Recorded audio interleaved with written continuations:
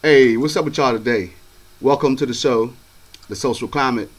It's Monday, and today we're going to talk about some superheroes, some real life superheroes. I just wanted to kind of talk a little bit about my show. Um, I have no preferences, in different groups and stuff like that. I mean, I belong, to a certain group and a certain culture. But if you listen to my mission statement on the song, it talks about how I'm here to kind of bring light to those groups who've been misrepresented, underrepresented, and left out in the curriculum that they're forced to be educated in. You know, that's my mission, is to actually bring to light groups that have been ignored, issues that have not been covered in the curriculum, in the normal curriculum. That's what I do. I hope you appreciate it. If that's not your thing, I do understand, but that's like the platform that this is. So I hope you do appreciate that. And today we're going to talk about some real life superheroes, guys. Some real superheroes. Um, Anybody here ever heard of Freedom House? You ever heard of Freedom House, guys? Freedom House was an organization, right, that was created in Western Pennsylvania. It's created in Western PA. It's a local creation. Basically, I don't know if y'all know, but in the 70s and 60s, whenever somebody got killed or murdered, they had to go on the back of a paddy wagon. Well, that changed when a group of people from Pittsburgh had an idea and put an idea together to change the way that health system works. From then on, moving forward for the rest of history, they created something called the ambulance. So we're about to get started and talk about that in the Freedom House, and we're gonna go ahead with the intro. Please donate. Cash app, cash symbol, capital T RUTH, capital FOR, and capital YOUTH. Money sign Truth for Youth. Money sign Truth for Youth. Please donate to the cause so we can get, a little better situation going on here. We have some equipment taken away from us, but we're not going to stop. We're going to keep on our mission to bring light to those who are underrepresented and not even talked about in the curriculum. So let's go ahead with the intro and get this thing jumping. Let's get it. We bout them good times when the skies is gray. Them sour lemons, we turn them to lemonade. Turn rain to sunshine, elevate to one mind. Demonstrate just one time. Come together and combine. The economics we showing, industries we moving, in the streets we growing. Turn a black coal into shimmery and golden. Self-esteem perfect. Give a child dreams, cause you definitely deserve it. I don't wanna lie no more. All I want's the truth for you. All I want's the truth for you. I don't wanna lie no more. All I want's the truth for you. All I want's the truth for you. The Truth for Youth Foundation, an association created for the betterment of all youth, all cultures, ethnicities, and backgrounds. Our fight is to equal the playing field for youth whose ancestral history and cultures have been left out, misunderstood, or misrepresented in the environment they are subject to learn and be evaluated in. We want to raise awareness and funds that can go toward programming and curriculum that boosts individual growth, self-esteem, family structure, community development, and maintenance.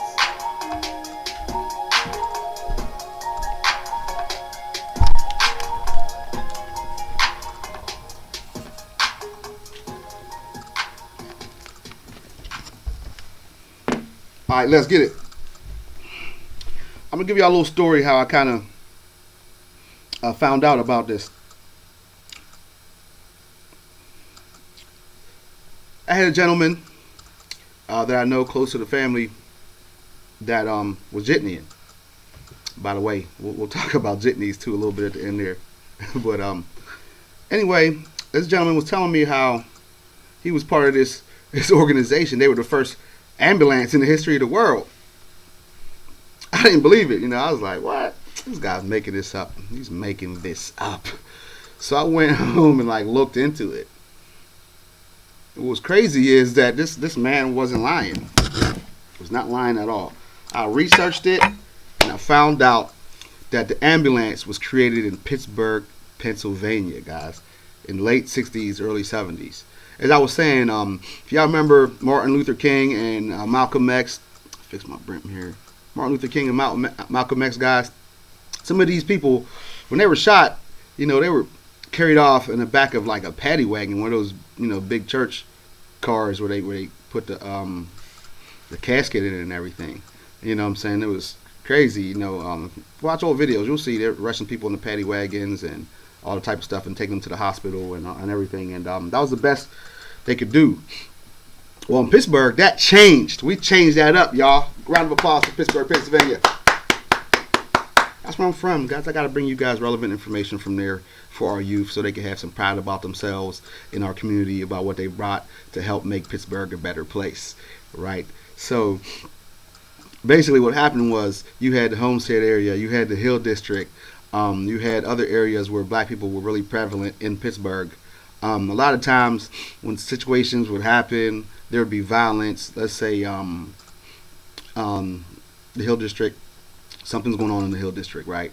It's a African American or it's a minority community, right? There's a phone call. Somebody calls for the ambulance. They said it was some black on black violence. Somebody got shot. A lot of times the police didn't want to deal with it. It took them a long time to get there to be able to help anybody. A very long time. So a lot of times people were dying just waiting on the police to come help. And people in the community saw this. And a lot of the people in the community were, working in the hospital. Some of them were working as nurses and things like that. And they just thought it was foul that we could have an institution that's meant to be able to help the community serve and protect. But when they were called, they were not making it there, and people were losing their lives and for things that they shouldn't have been dying for. It was unreal. And so this group, what they decided to do, being that they were nurses, they had some equipment. They saw that sometimes hospitals, as they get new equipment in, they discharge some of the old equipment. It's just sitting there and nobody's using it. Well, these people got this brilliant idea. They took some of the equipment that the hospital wasn't using, and they took a van, like one of those church van type things with all the seats, and tore the seats out the van and put this medical equipment inside of the van, and kind of hooked it up to where they'd be able to do work on a person in the van, actually. And so they would put on their radio stations and listen to the police, to the police, signal, wherever station the police run on. And what they would do was they spoke to the chief and they said that, their medical unit, and what they wanted to do was they created a situation where if there was any violence that happened, someone was shot or someone was injured badly, and the violence had then stopped. It was no more violent situation. They could come in there and help, and so the police can do their investigation, detective work, while they come and assist in helping the people who were injured or hurt, getting them to the hospital. And they started doing this. So you get something happen on the hill, and people would be calling, asking for help. The police take a while to get there. These people were here to call. They put a little lights on top of the van, make a little noise with it, and rush out there to the scene. Most of the time, they beat the police there. They would, and people who saw them coming, the rumor was these people were coming to help. So they would let them in the crack houses or whatever the case may be. They would get the body, put it on a cart, get the person in the ambulance, start doing medical procedures, start working on the person, helping them breathe, CPR, plugging them in, giving them oxygen, different things like that, on the way to the hospital. And what they found out was they were able to save so many lives because of this. It was unreal. And it worked so well, the city of Pittsburgh and the mayor actually contracted this group to do ambulancing across the city. This had never been done before. It's the first time in the history that someone took a van, put medical equipment in, was on a station where they could hear things going on, and sometimes they would be called by people, and they would head on out to different communities, the minority communities, and eventually they began serving the greater Pittsburgh area. And so this was amazing. These people were real life superheroes. You may know some of these people that were in the original Freedom House. Some of them are still around or still in Pittsburgh. Unfortunately, what happened was it became popular. It became popular, and these people who created this idea, anybody who has an idea, they want to be paid off for their idea. You know what I'm saying? They want to be able to patent it. They want to be able to, put some type of copyright, something where if someone tries to steal their idea or copy it, they have to pay them, or something or of that sort. And unfortunately for these people, they were not able to protect what they had created. And what ended up happening was the mayor of Pittsburgh at the time, I want to make sure I get this guy correct. Right here.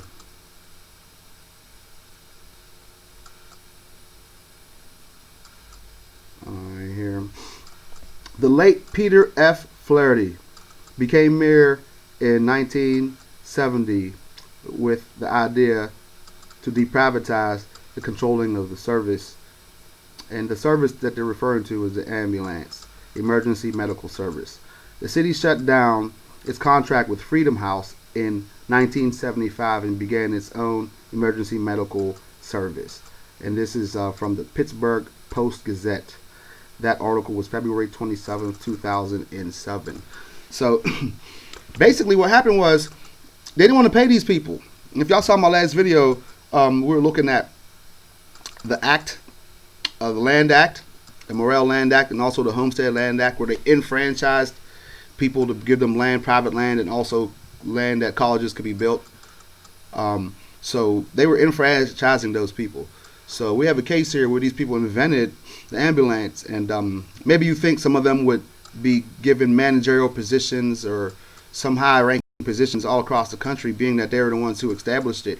And if ambulances were going to be established across the country, you might want someone who was familiar with the system, who started it, who can go into other cities and implement it, and those type of things. But these people were never used. They just brought a bunch of people from other places, medical students, trained them, basically coached them up on the idea of what to do, and literally kidnapped the idea and stole the idea, called it ambulance, and then spread it across the country. And some of these people, years later on down the road, ended up having to struggle to make a living, jitneying and doing such things like that, when they should have been known in our history books, in the Post-Gazette, in our children's curriculum. I was upset that I grew up in Pittsburgh, Pennsylvania, went to school on the east side of Pittsburgh all these years, went to college, came out of college, was educating kids, and had to find out by some guy who was giving me a ride that the ambulance was created in Pittsburgh.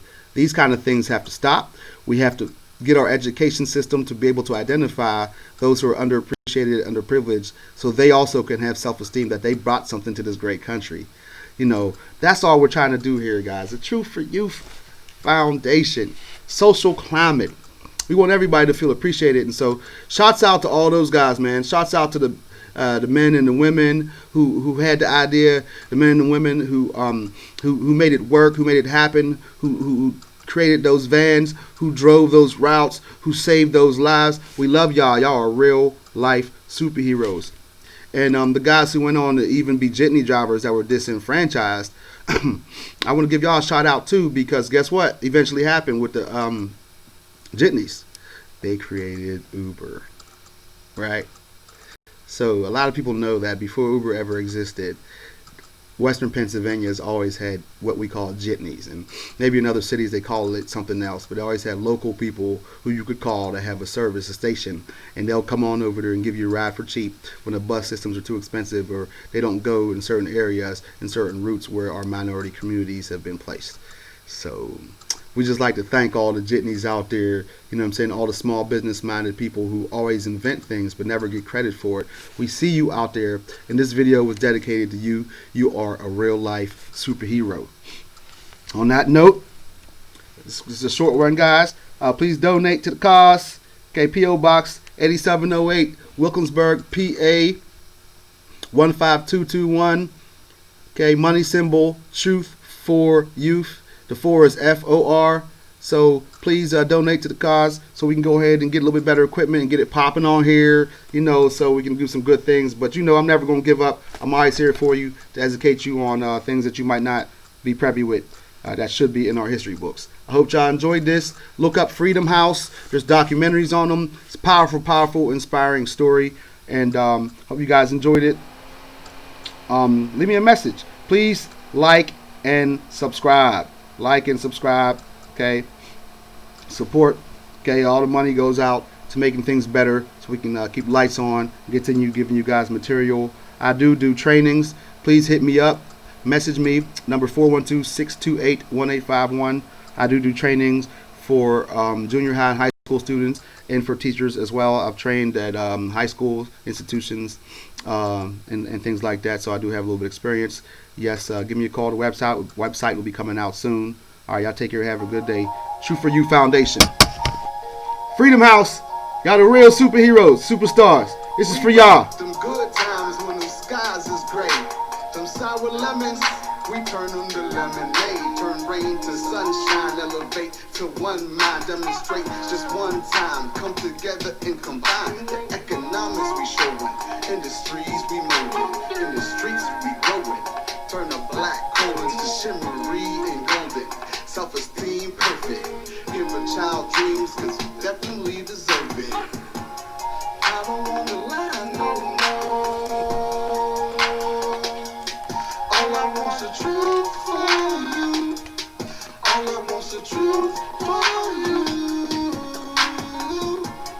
I don't wanna lie no more. All I want's the truth for you. All I want's the truth for you. The Truth for Youth Foundation, an association created for the betterment of all youth, all cultures, ethnicities, and backgrounds. Our fight is to equal the playing field for youth whose ancestral history and cultures have been left out, misunderstood, or misrepresented in the environment they are subject to learn and be evaluated in. We want to raise awareness and funds that can go toward programming and curriculum that boosts individual growth, self-esteem, family structure, community development, and maintenance.